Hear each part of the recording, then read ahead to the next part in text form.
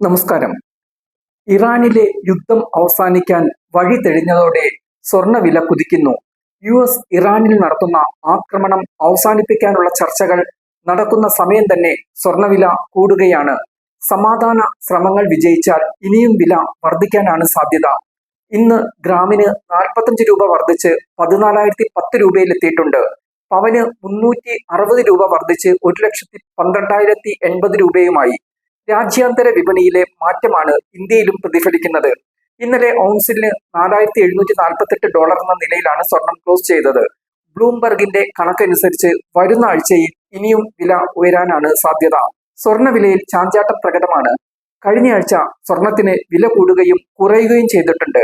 കഴിഞ്ഞ 8-ാം തീയതിയാണ് കേരളത്തിൽ ഈ മാസത്തെ ഏറ്റവും ഉയർന്ന വിലയായ പവന് 1,12,800 രൂപ രേഖപ്പെടുത്തിയത്. പിന്നാലെ വില ഇടിഞ്ഞെങ്കിലും അവസാന ദിവസങ്ങളിൽ തിരികെ കയറുകയായിരുന്നു. സ്വർണത്തിന് വില കൂടുന്നത് അതിന്റെ പർച്ചേസ് പവർ കുറയ്ക്കുകയും ചെയ്യുന്നുണ്ട്. മധ്യവർഗ കുടുംബങ്ങളുടെ സ്വർണം വാങ്ങലിനെയാണ് വിലക്കയറ്റം ഏറ്റവും കൂടുതൽ ബാധിക്കുന്നത്.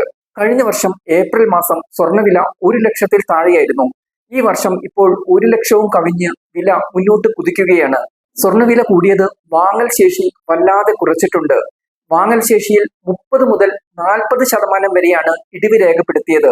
യുക്രൈൻ യുദ്ധവും ഇറാൻ സംഘർഷവുമാണ് സ്വർണ്ണവില നേരെ കുത്തനെ ഉയർത്തിയത്. സുരക്ഷിത നിക്ഷേപം എന്ന നിലയിലാണ് സ്വർണത്തിന്റെ ആകർഷണീയത കൂടുന്നത്. സ്വർണ്ണ നാണയങ്ങളും സ്വർണ്ണ ബാറുകളുമൊക്കെ ഇപ്പോൾ നിക്ഷേപത്തിന്റെ വഴിയായാണ് ആളുകൾ തിരഞ്ഞെടുത്തിരിക്കുന്നത്. സമീപ ഭാവിയിലും സ്വർണ്ണവില സ്ഥിരതയോടെ നിലനിൽക്കുമെന്നാണ് സാമ്പത്തിക വിദഗ്ധർ സൂചിപ്പിക്കുന്നത്. സുരക്ഷിത നിക്ഷേപം എന്ന രീതിയിലാണ് സ്വർണത്തിന്റെ സ്വാധീന ശക്തി കൂടുന്നത്. ഈ വർഷം ഇന്ത്യയുടെ സ്വർണശേഖരം പുതിയ ഉയരങ്ങളിലെത്തുമെന്നാണ് സൂചന. റിസർവ് ബാങ്ക് സ്വർണം വാങ്ങുന്നതിന്റെ വേഗത വർദ്ധിപ്പിച്ചിട്ടുണ്ട്.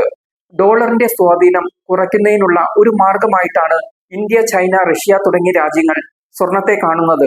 അതുകൊണ്ടുതന്നെ രാജ്യാന്തര വിപണിയിൽ സ്വർണം വാങ്ങിക്കൂട്ടൽ തുടരുക തന്നെ ചെയ്യും.